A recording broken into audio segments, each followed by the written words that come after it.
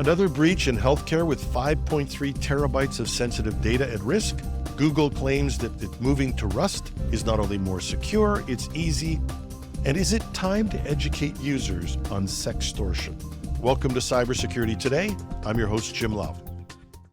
A major data breach at Confident Health, a US-based AI healthcare firm, has potentially exposed 5.3 terabytes of sensitive mental health records. Cybersecurity researcher Jeremiah Fowler discovered a non-password protected misconfigured server containing confidential patient information from the Texas-based companies. The exposed data includes over 126,000 files and 1.7 million logging records. The breach may have compromised a wide range of sensitive information, including personal details like names, addresses, and driver's licenses, detailed mental health assessments and family histories, prescription medication lists and diagnostic testing results, insurance information and Medicaid cards, audio and video recordings of therapy sessions, and psychotherapy intake notes discussing trauma and substance abuse. Confident Health, which offers services including alcohol rehab and opioid withdrawal management across 5 states, has acknowledged the leak and restricted access. However, the duration of exposure and potential unauthorized access remains unknown. While healthcare has been a frequent target, this breach highlights the critical importance of robust data security in the rapidly growing telehealth industry. The breach appears to be purely as a result of human error, with a misconfigured server being a relatively easy target. For IT and healthcare leaders, this incident underscores the urgent need to review security practices, look at encryption, access controls, regular audits, and comprehensive incident response plans as we accumulate more and more sensitive data in telehealth services. Google is not only rewriting protected virtual machine firmware in their Android virtualization framework using Rust, but they are encouraging the industry to follow suit, claiming it's easy to boost security with Rust replacements.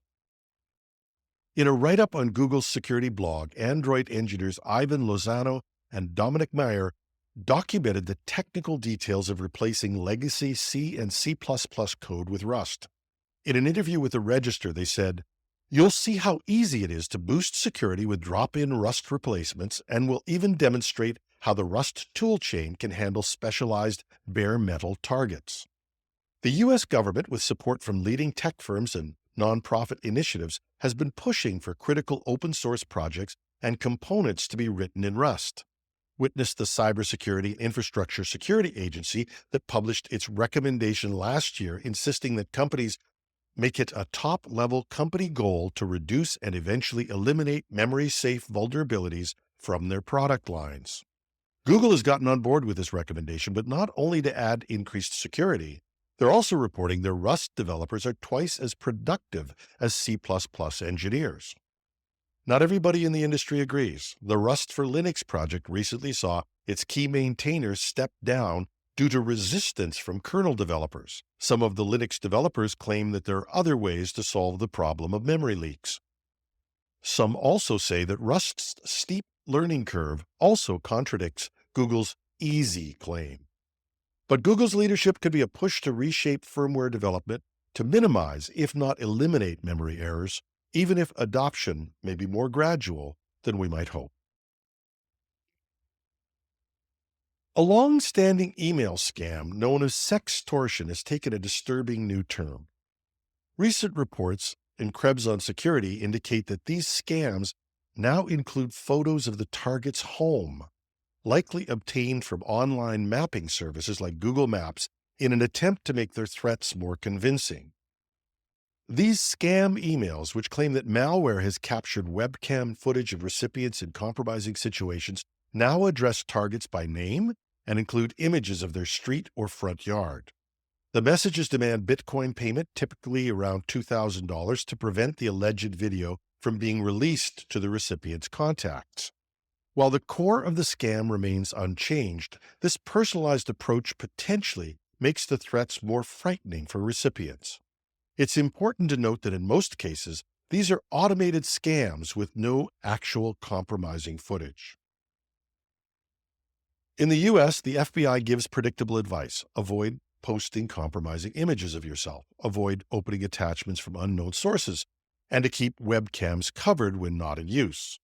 They also provide a hotline so that if you believe you're a victim of sextortion, contact your local FBI office or call 1-800-CALL-FBI.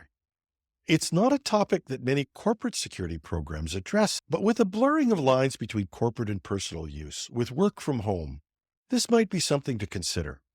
While the current round of threats focuses on a dollar payment, an employee who is targeted may have consequences for their company. First, someone got into their machine, which could be a corporate PC. And second, as any auditor will tell you, an employee who is being blackmailed is a potential corporate risk as well. And that's our show. You can find the show notes with links at technewsday.com or .ca. Take your pick. And I didn't manage to find a Canadian number for sextortion reporting before we went to air. But if one does exist, please drop me a note. I'll put it in the next podcast. I'm your host, Jim Love. Thanks for listening.